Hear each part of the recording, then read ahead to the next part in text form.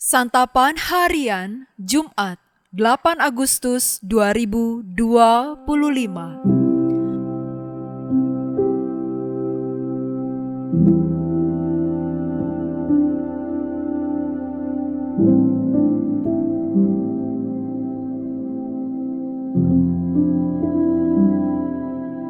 Inilah program Santapan Harian, sebuah program yang mengajak Anda menelusuri isi Alkitab, agar Anda menemukan makna firman Tuhan sesuai dengan konteksnya.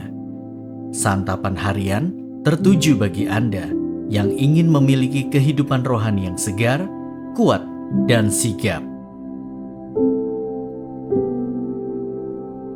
Hari ini kita akan membaca Lukas pasalnya yang ke-9 ayat 49 hingga ayatnya yang ke-50. Namun sebelumnya, mari kita berdoa. Dasar firman-Mu adalah kebenaran, dan kini kami bertelut dan siap menerima serta merenungkannya. Di dalam nama-Mu Kristus, kami memohon. Amin.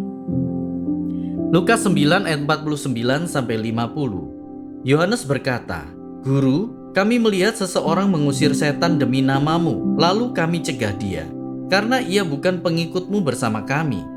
Yesus berkata kepadanya, "Jangan kamu cegah, sebab siapa yang tidak melawan kamu, ia di pihak kamu."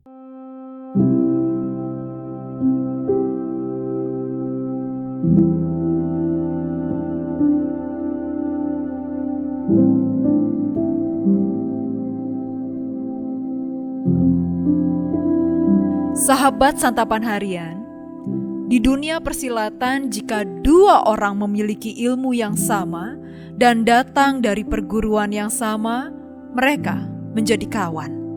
Namun, bila yang satu berasal dari perguruan yang memiliki ilmu itu dan yang satu lagi berasal dari perguruan yang lain, orang itu dianggap mencuri ilmu dan dipandang sebagai lawan.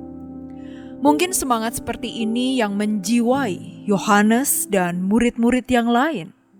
Dengan tegas, Yohanes melaporkan kepada sang guru bahwa seseorang mengusir setan demi namanya, padahal dia bukan salah satu dari pengikutnya.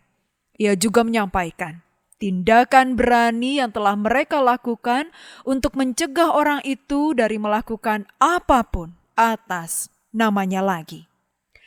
Berbeda dari ekspektasi Yohanes, Yesus malahan menegurnya. Ia mengajar mereka bahwa orang yang melayani akan tampak dari apa maksud pelayanannya. Bagi Yesus, orang yang melayani demi namanya, meski tidak berasal dari kelompok yang sama, bukanlah orang yang harus dicegah. Selama orang itu tidak menggunakan pelayanan untuk maksud yang berbeda dari yang diajarkan oleh Yesus kepada pengikutnya, ia juga adalah seorang pelayan. Yesus mengingatkan mereka untuk tidak melawan orang yang tidak melawan mereka, melainkan menerima orang itu sebagai pihak yang sama dan melihat pelayanan itu sebagai pelayanan bersama. Teguran Yesus juga penting sebagai koreksi bagi setiap pelayan gereja hari ini. Yesus menerima semua orang yang melayani atas namanya selama maksudnya benar-benar untuk menyatakan kuasanya dan menyebarkan kebaikan, bukan untuk mendapatkan banyak uang, menaikkan pamor, ataupun meninggikan diri. Yesus menghendaki agar siapapun yang melayani demi namanya saling menerima dan mengakui. Tuhan Yesus tidak pernah membatasi pelayanan baginya secara eksklusif untuk kelompok atau individu tertentu saja. Ia menghendaki agar kita semua yang datang dari beragam latar belakang dan pengalaman melayani bersama-sama sebagai kawan sepelayanan.